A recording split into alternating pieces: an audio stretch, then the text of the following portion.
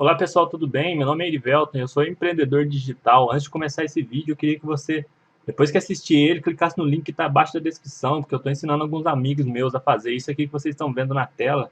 Eles estão começando a ganhar muito dinheiro pela internet. Se você tiver interesse em saber como que faz isso, basta clicar embaixo aí que você vai ter todas as informações para começar, beleza? Valeu! Comunicação não violenta. Técnicas para aprimorar relacionamentos pessoais e profissionais. Marshall B. Rosenberg. Nesta obra, o autor apresenta sua metodologia de comunicação não violenta de maneira prática e didática. Colocar em prática os ensinamentos deste livro te ajudará a melhorar os seus relacionamentos, o tornará mais empático e pacífico. Esta metodologia pode ser aplicada em diversas situações, nas escolas, na comunidade e até mesmo na política. A base da comunicação não violenta.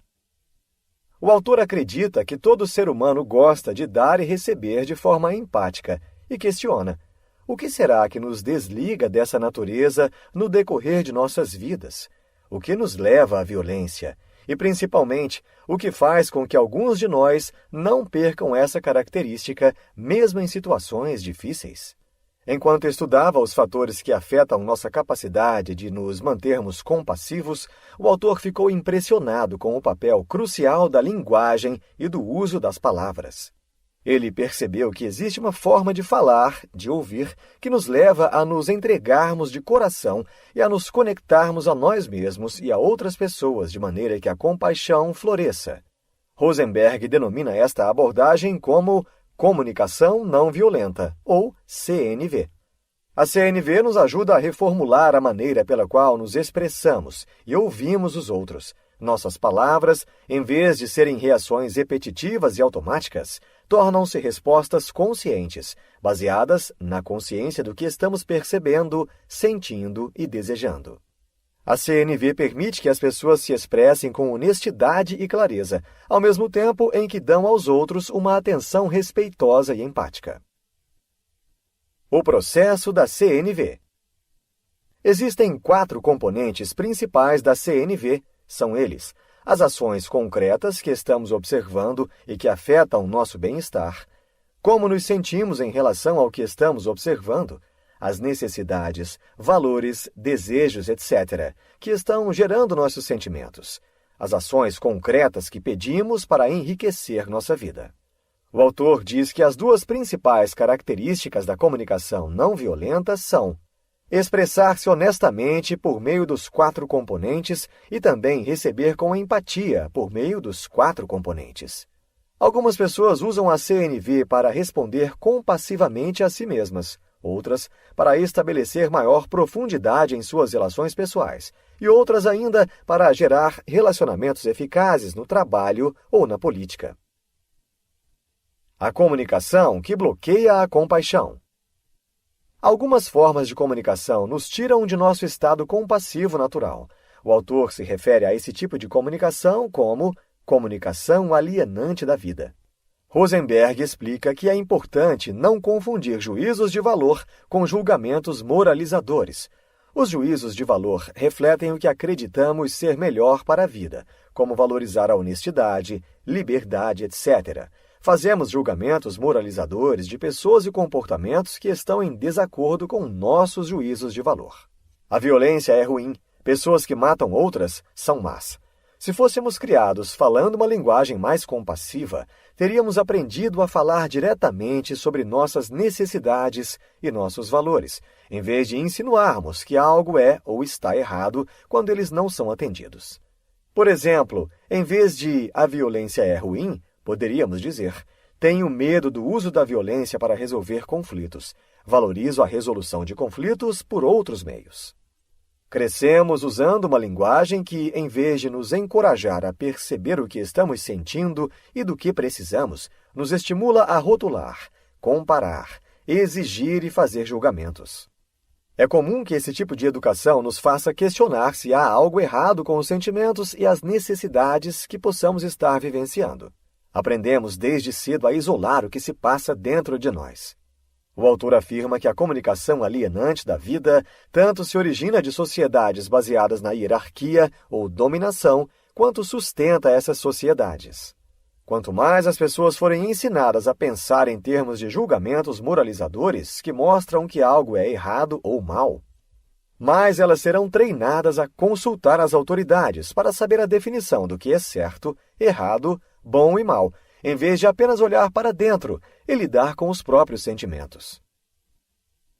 Observar sem avaliar, identificar e expressar sentimentos. O autor explica que o primeiro componente da comunicação não violenta é necessariamente separar observação de avaliação. Precisamos observar, sem acrescentar nenhuma avaliação, o que vemos, ouvimos ou tocamos, que afeta nossa sensação de bem-estar. O segundo é expressar como nos sentimos. Para a maioria das pessoas é difícil fazer observações que sejam isentas de julgamento, crítica ou outras formas de análise sobre as pessoas e seu comportamento. Desenvolver um vocabulário de sentimentos que nos permita nomear ou identificar de forma clara e específica nossas emoções nos conecta mais facilmente uns com os outros. Nós temos um repertório de palavras enorme para rotular os comportamentos das outras pessoas, mas não desenvolvemos este repertório gigantesco para falar de nossas próprias emoções. Saber expressar os seus sentimentos de forma clara será muito valioso não somente na vida íntima, mas também no âmbito profissional. Quando nos permitimos ser vulneráveis por expressarmos nossos sentimentos, resolvemos conflitos mais facilmente. Ouvindo uma mensagem negativa, 4 opções. A comunicação não violenta aumenta nossa percepção de que o que os outros dizem e fazem pode ser o estímulo, mas nunca deve ser a causa dos nossos sentimentos. Quando alguém nos passa uma mensagem negativa, temos 4 opções de como recebê-la. Uma delas é tomar aquilo como pessoal e escutar apenas acusação e crítica. A segunda opção é culpar a pessoa que está fazendo a crítica, o que costuma causar raiva. O autor diz que julgamentos, críticas, diagnósticos e interpretações dos outros são todos expressões alienadas de nossas próprias necessidades e valores. Quando os outros ouvem críticas, tendem a investir sua energia na autodefesa ou no contra-ataque. Quando recebemos uma mensagem negativa, uma terceira opção é iluminar nossa consciência a respeito dos próprios sentimentos e necessidades. E, finalmente, uma quarta opção, ao recebermos uma mensagem negativa, é virar o foco para a consciência dos sentimentos e necessidades da outra pessoa, exercitando a empatia. Pedindo aquilo que enriquecerá a nossa vida. O quarto componente do processo aborda a questão do que gostaríamos de pedir aos outros para enriquecer nossa vida. Quando nossas necessidades não estão sendo atendidas, depois de expressarmos o que estamos observando, sentindo e precisando, fazemos então um pedido específico. Pedimos as ações que possam satisfazer nossas necessidades. O autor diz que devemos evitar frases vagas, abstratas, e formular nossos pedidos na forma de ações concretas que os outros possam realizar. Solicitações não acompanhadas dos sentimentos e necessidades do solicitante podem soar como exigências. Rosenberg afirma que quanto mais claros formos a respeito do que queremos obter, maior será a probabilidade de conseguirmos. Uma forma de ter certeza de que a mensagem que enviamos é a mesma que foi recebida é podermos pedir para que a pessoa repita o que foi falado. O objetivo da CNV não é mudar as pessoas e seu comportamento para conseguir o que queremos, mas sim estabelecer relacionamentos baseados em honestidade e empatia, que acabarão atendendo às necessidades de todos. Receber com empatia. O autor define empatia como a compreensão respeitosa do que os outros estão vivendo. O problema é que muitas vezes, em vez de sermos empáticos, sentimos uma forte urgência de dar conselhos ou encorajamento e de explicar nossa própria posição ou nossos sentimentos. Mas a empatia requer uma atitude diferente, sem julgamentos. Precisamos sentir empatia para dar empatia. Quando percebemos que estamos sendo defensivos ou incapazes de oferecer empatia, precisamos parar, respirar, sentir empatia por nós mesmos, gritar de modo não violento ou até mesmo dar-nos um tempo. Quanto mais temos empatia pela outra pessoa, mais seguros nos sentimos. O autor afirma que quanto mais nos conectamos com os sentimentos e necessidades por trás das palavras das outras pessoas, menos assustador se torna nos abrirmos para elas. Quando escutamos os sentimentos e necessidades das pessoas, paramos de vê-las como monstros. Empatia pelo não e pelo silêncio. Ter empatia com o não de alguém nos protege de tomá-lo como pessoal. O autor explica que, devido à nossa tendência a entender como rejeição quando alguém diz não ou não quero fazer isso, é importante que sejamos capazes de ter empatia com essas mensagens. Quando entendemos os sentimentos e necessidades por trás do não de alguém, temos clareza do que essa pessoa está querendo e que a impede de responder da forma como gostaríamos.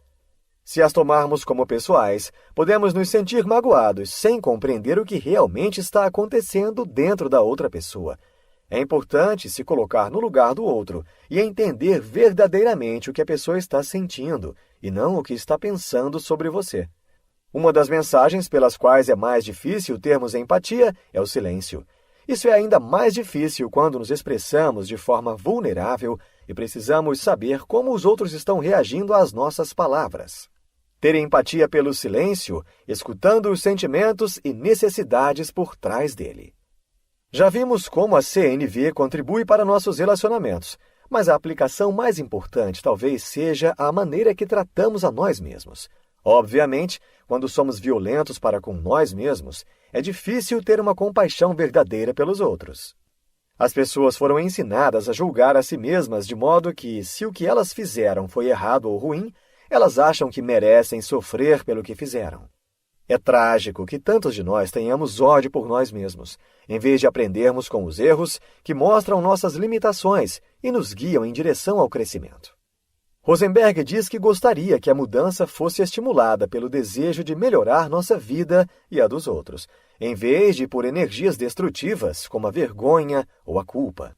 Quando julgamos que alguém está errado ou agindo mal, o que estamos realmente dizendo é que essa pessoa não está agindo de acordo com nossas necessidades. Quando julgamos a nós mesmos, o que estamos dizendo é: eu mesmo não estou agindo em harmonia com minhas próprias necessidades. Neste caso, o autor aconselha a nos autoavaliarmos de forma que nos leve à mudança na direção que gostaríamos de ir, por respeito a nós mesmos, e não por culpa, ódio ou vergonha.